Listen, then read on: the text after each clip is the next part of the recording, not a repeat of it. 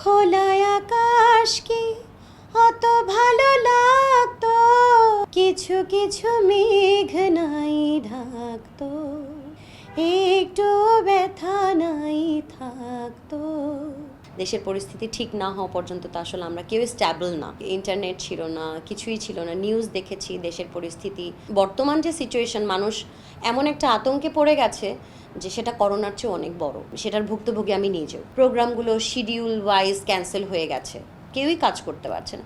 হ্যাঁ, সবার সাথে অ্যাকচুয়ালি সবার সাথে ফোনে কথা হচ্ছে।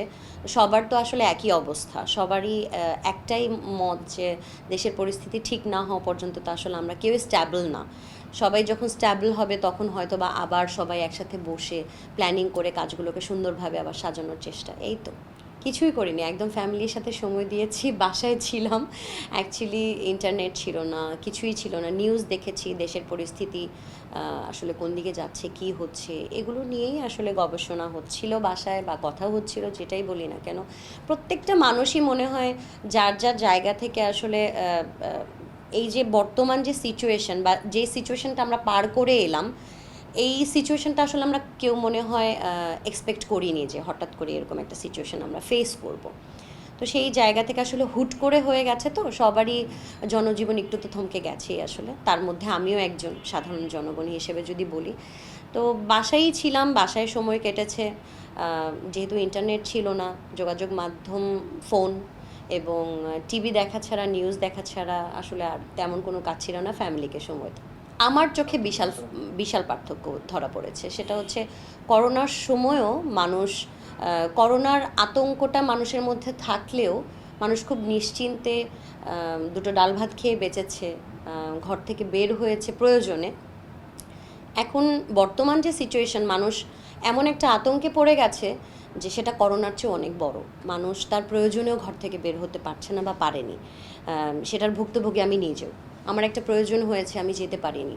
বা অনেকের হয়তো এরকমও সিচুয়েশন হয়েছে, তাদের ঘরে একজন অসুস্থ রোগী আছেন, তাকে নিয়ে হসপিটালে যাওয়ার মতো অবস্থাও তাদের ছিল না। তো আমি মনে করি যে করোনার চেয়ে এটা আমার মনে হয় অনেক বড় একটা ইম্প্যাক্ট ফেলেছে সবার লাইফে। ভীত তো অবশ্যই ছিলাম, অনেক ভীত ছিলাম, কারণ দেশের এমন পরিস্থিতি শুধু আমার না, সবার জন্যই আসলে ভীতির একটা কারণ হয়ে দাঁড়িয়েছিল হয়তো বা। আর সমাধান তো হবে, আসলে সমাধান হয়তো দুদিন আগে বা পরে সমাধান তো অবশ্যই করবে আমাদের সরকার আছে সেটার জন্য। খোলা আকাশ কি অত ভালো লাগতো, যদি কিছু কিছু মেঘ নাই ঢাকতো। বলো জীবন কি সুন্দর হতো এমন যদি একটু ব্যথা নাই থাকতো।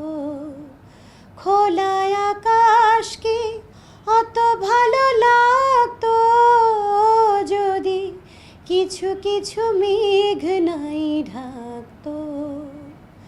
বলো জীবন কি সুন্দর হতো এমন যদি একটু ব্যথা নাই থাকতো। ইনকাম সোর্স আমাদের শিল্পীদের জন্য আমাদের কাজ।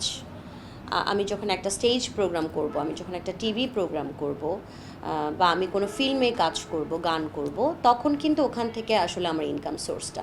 যেহেতু দেশের এই পরিস্থিতি, এমন অবস্থা, সেই জায়গা থেকে তো আসলে আমরা কেউই কাজ করতে পারিনি, কাজের জায়গাতে আমরা কেউই যেতে পারিনি। যেটা বলছিলাম যে প্রোগ্রামগুলো শিডিউল ওয়াইজ ক্যান্সেল হয়ে গেছে, কেউই কাজ করতে পারছে না। তো সেই জায়গা থেকে অবশ্যই একটা ফাইন্যান্সিয়াল একটা ক্ষতি তো হয়েছেই, এবং সেটা খুব ভালোই একটা আসলে ক্ষতি হয়েছে ফাইন্যান্সিয়াল দিক।